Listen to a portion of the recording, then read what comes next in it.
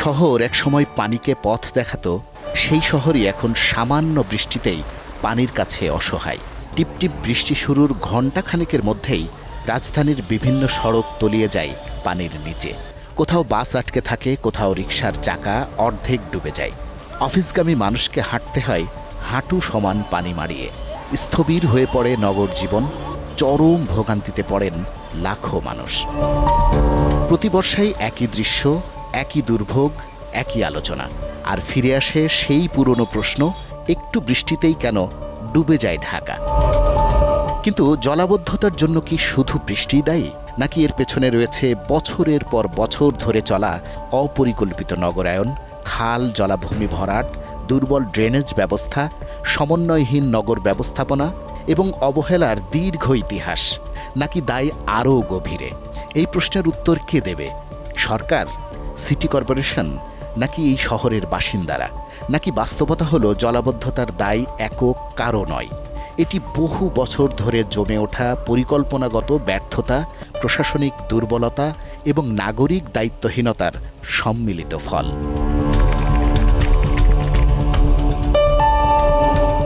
ঢাকা পৃথিবীর খুব কম রাজধানীর মধ্যে একটি, যার চারপাশে প্রাকৃতিকভাবে 4টি নদী রয়েছে: বুড়িগঙ্গা, তুরাগ, বালু, শীতলক্ষ্যা।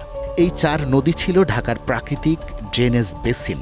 শহরের বৃষ্টির পানি অসংখ্য খালের মাধ্যমে এসব নদীতে গিয়ে পড়ত। ঐতিহাসিক নথি, জেলা প্রশাসন, ঢাকা ওয়াসা এবং বিভিন্ন গবেষণা অনুযায়ী একসময় ঢাকা জুড়ে প্রায় 65 থেকে 100টিরও বেশি প্রাকৃতিক খাল ছিল।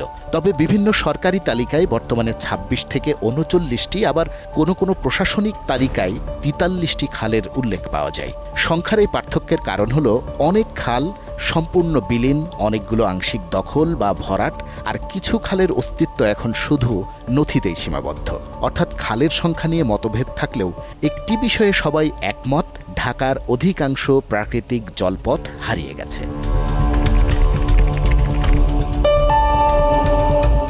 একসময় ধোলাইখাল ছিল বুড়িগঙ্গার সঙ্গে যুক্ত একটি গুরুত্বপূর্ণ নৌপথ। বড় বড় নৌকা চলত এই খাল দিয়ে। এখন সেই খালের বড় অংশ বক্স কালভার্ট ও পাকা সড়কের নিচে চাপা পড়ে গেছে। অনেকেই জানেন না, যে রাস্তা দিয়ে তারা প্রতিদিন চলাচল করেন তার নিচেই একসময় প্রবাহিত হতো একটি জীবন্ত খাল। হাতিরঝিল প্রকল্পের মাধ্যমে বেগুনবাড়ি খালের একটি অংশ পুনরুদ্ধার করা হলেও এর মূল শাখাগুলোর বড় অংশ এখনও দখল, ভরাট ও আবর্জনায় আটকে আছে। ফলে এর স্বাভাবিক পানি প্রবাহ আর নেই। সেগুনবাগিচা খালকে প্রায় পুরোপুরি বক্স কালভার্টে ঢেকে তার উপর রাস্তা ও স্থাপনা নির্মাণ করা হয়েছে। ফলে খালটি এখন কার্যত একটি ভূগর্ভস্থ সংকীর্ণ নালায় পরিণত হয়েছে। একসময় কল্যাণপুর এলাকায় 5 থেকে 6টি শাখা খাল ছিল। এখন সেখানে জলাবদ্ধতা নিয়ন্ত্রণে বিশাল পাম্প স্টেশন রয়েছে, কিন্তু প্রাকৃতিক খালের জায়গা নিয়েছে সরু ও অপর্যাপ্ত ড্রেন।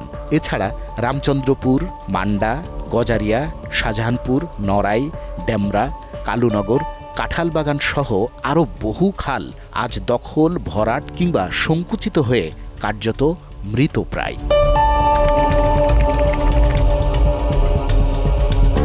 অল্প বৃষ্টিতেই ঢাকা শহর জলাবদ্ধতা হওয়ার পেছনে একাধিক কারণ রয়েছে।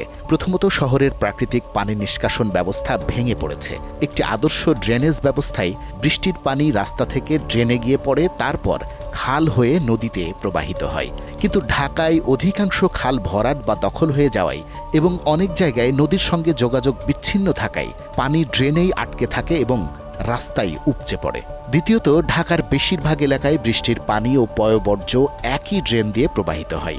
ফলে প্লাস্টিক, ময়লা ও কঠিন বর্জ্যে ড্রেন দ্রুত বন্ধ হয়ে যায় এবং পানি নামতে পারে না।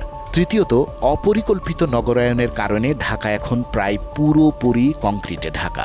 আগের মতো মাটি বৃষ্টির পানি শোষণ করতে পারে না, ফলে অধিকাংশ পানি উপরিভাগ দিয়ে ড্রেনে গিয়ে অতিরিক্ত চাপ সৃষ্টি করে। একই সঙ্গে বিল, জলাভূমি ও নিম্নাঞ্চল ভরাট হওয়ায় অতিরিক্ত পানি ধরে রাখার প্রাকৃতিক ব্যবস্থাও নষ্ট হয়েছে।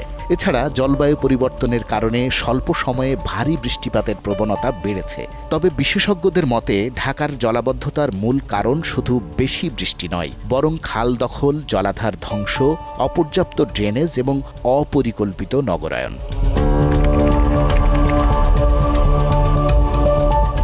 বিশ্বের উন্নত দেশগুলোতে সাধারণত দুটি আলাদা ব্যবস্থা থাকে, একটি শুধু বৃষ্টির পানি সরানোর জন্য, অন্যটি পয়ঃনিষ্কাশনের জন্য। কিন্তু ঢাকার বড় অংশে এখনও এই দুটি ব্যবস্থা পুরোপুরি আলাদা নয়। ফলে একই ড্রেন দিয়ে বৃষ্টির পানি, রান্নাঘরের বর্জ্য, টয়লেটের বর্জ্য সব কিছু প্রবাহিত হয়। এর ফলে ড্রেন দ্রুত উপচে পড়ে, দুর্গন্ধ ছড়ায়, আর জলাবদ্ধতার সঙ্গে যুক্ত হয় জনস্বাস্থ্যের ঝুঁকিও।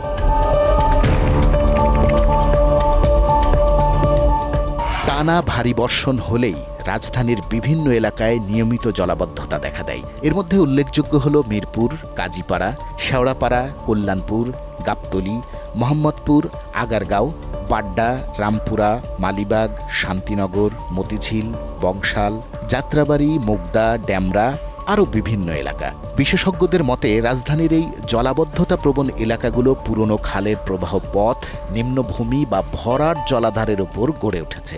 তাই কার্যকর পানি নিষ্কাশন ব্যবস্থা না থাকায় সামান্য বৃষ্টিতেই এসব এলাকায় পানি জমে যায়।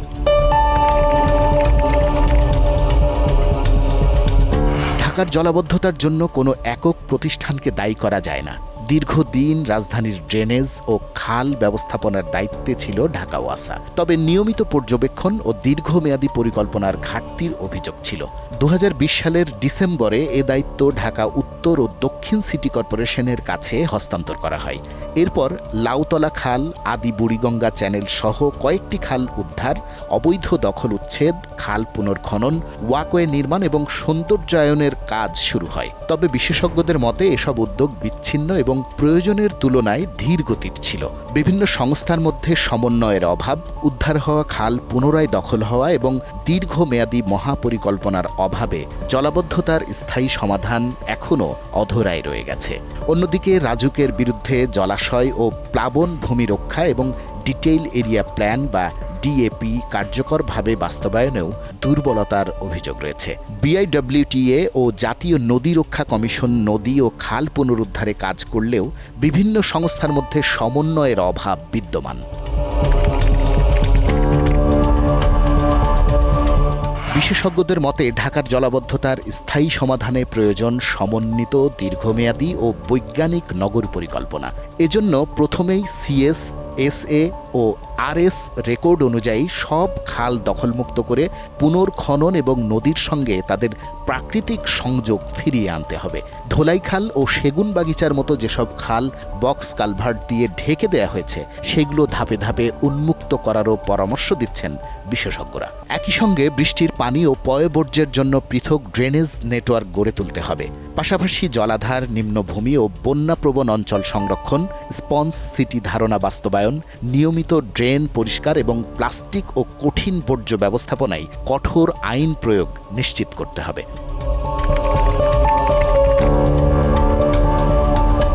ঢাকার জলাবদ্ধতা একদিনের সমস্যা নয়, তাই এর সমাধানও একদিনে সম্ভব নয়। একসময় যে শহরের শিরা উপশিরার মতো শতাধিক খাল চারিদিকে নদীর সঙ্গে যুক্ত ছিল, সেই শহর আজ কংক্রিটের স্তূপে নিজের প্রাকৃতিক নিষ্কাশন ব্যবস্থাও হারিয়েছে। তাই মনে রাখতে হবে, বৃষ্টি প্রাকৃতিক, কিন্তু খাল ভরাট, নদীর সঙ্গে সংযোগ বিচ্ছিন্ন করা, জলাধার দখল, অপরিকল্পিত নগরায়ন এবং সমন্বয়হীন অবকাঠামো এসবই মানুষের তৈরি।